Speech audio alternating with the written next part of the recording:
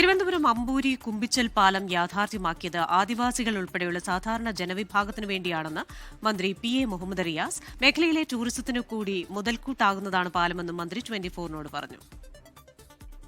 അമ്പൂരിയിലെ കുമ്പിച്ചൽ പാലം യാഥാർത്ഥ്യമായിരിക്കുന്നു. നമ്മുടെ കൂടെ ഇപ്പോൾ ഉള്ളത് പൊതുമരാമത്ത് ടൂറിസം മന്ത്രിയായ മുഹമ്മദ് റിയാസാണ്.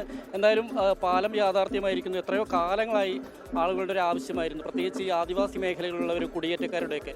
എങ്ങനെയായിരുന്നു ഇതിൻ്റെ ഒരു നീക്കങ്ങൾ? എങ്ങനെയായിരുന്നു? ഇവിടുത്തെ MLA ശ്രീ CK ഹരീന്ദ്രൻ്റെ മുൻകൈയിലാണ് ഈ പദ്ധതി വന്നിട്ടുള്ളത്.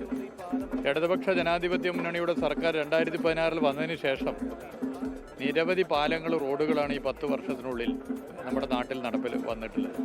ഒരു 10-30 കൊല്ലം കഴിഞ്ഞാൽ വരാൻ സാധ്യതയുള്ള, കാരണം ഫണ്ടിൻ്റെ ഒരു കുറവൊക്കെ ഉള്ളത് കാരണം സാധിക്കേണ്ട പദ്ധതികൾ ഈ 10 കൊല്ലത്തിനിടയിൽ സാധിച്ചു എന്നുള്ളതാണ്. അതിന് കിഫ്ബി എന്നൊരു സംവിധാനത്തിന് രൂപം കൊടുത്തു. അങ്ങനെ പാലങ്ങൾ, റോഡുകൾ, കെട്ടിടങ്ങളൊക്കെ വന്നു. ഈ പാലം എടുത്തു കഴിഞ്ഞാൽ ദീർഘകാലത്ത് ആവശ്യമാണ്. 11 ഉന്നതികളിലുള്ളവരുടെ ആശ്വാസ പാലമാണിത്. പാർക്ക് വേണ്ടിയാണ് ഇടതുപക്ഷ സർക്കാർ വികസനം നടപ്പിലാക്കുന്നത് എന്നുള്ളതിന് ഏറ്റവും വലിയ ഉദാഹരണമാണ് ഈ പാലം. ഏറ്റവും അടിസ്ഥാന ജനവിഭാഗങ്ങളുടെ ജീവിതത്തിന് ആശ്വാസം. ലോകത്തെവിടെയായാലും ഏത് സമയത്തും 24 വാർത്തകളും ഓഗ്മെന്റഡ് റിയാലിറ്റി പാക്കേജുകളും എക്സ്പ്ലെയിനറുകളും വിശദമായി കാണാൻ ഞങ്ങളുടെ YouTube ചാനൽ നിങ്ങൾക്ക് സബ്സ്ക്രൈബ് ചെയ്യാം.